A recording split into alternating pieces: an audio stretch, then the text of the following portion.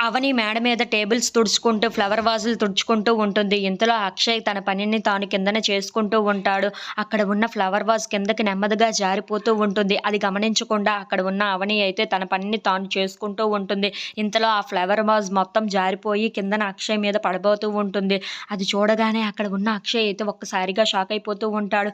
అయ్యో! ఏంటి ఇలా జరిగింది అని చెప్పేసి అయితే అనుకుంటూ ఉంటాడు. ఇంతలో ఇంట్లో ఉన్న వాళ్ళందరూ అక్కడికి వచ్చి ఏం జరిగింది అని చెప్పేసి అయితే అడుగుతూ ఉంటారు. ఆ మాటలు వినగానే అక్కడ ఉన్న అక్షయ్ అయితే ఈ ఫ్లవర్ వాజ్ నా మీద పడబోయింది. కానీ నేను తప్పించుకొని పక్కకు వెళ్ళిపోయాను అని చెప్పేసి అయితే అంటూ ఉంటాడు.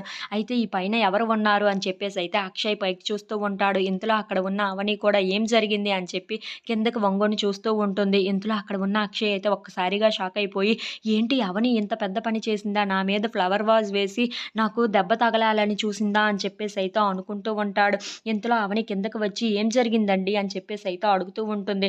ఇంతలో అక్కడ ఉన్న అక్షయ్ వాళ్ళ చెల్లి అయితే అన్నయ్య మీద నువ్వు ఫ్లవర్ వాజ్ కిందకి పడేసావు. అసలు ఏం చేస్తున్నావో నీకు అర్థమవుతుందా? అన్నయ్యకి ఆ దెబ్బ గాని తగిలి ఉంటే ఏం జరిగేది అని చెప్పేసి అయితే అంటూ ఉంటుంది. ఇంతలో అక్కడ ఉన్న వాళ్ళ అత్తయ్య కూడా నువ్వేం చేస్తున్నావు పైన అవని?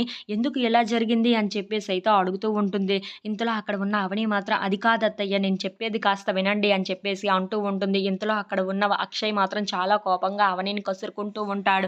అది చూసిన పల్లవి అయితే చాలా సంతోషిస్తూ ఉంటుంది. నేను కిందన వర్క్ చేస్తున్నానని తెలుసు. ఈ ఫ్లవర్ వాజ్ కోరుండే కదా నువ్వు కిందకి పడేసావు అని చెప్పేసి అయితే అంటూ ఉంటాడు. If you like this video please like, share and subscribe.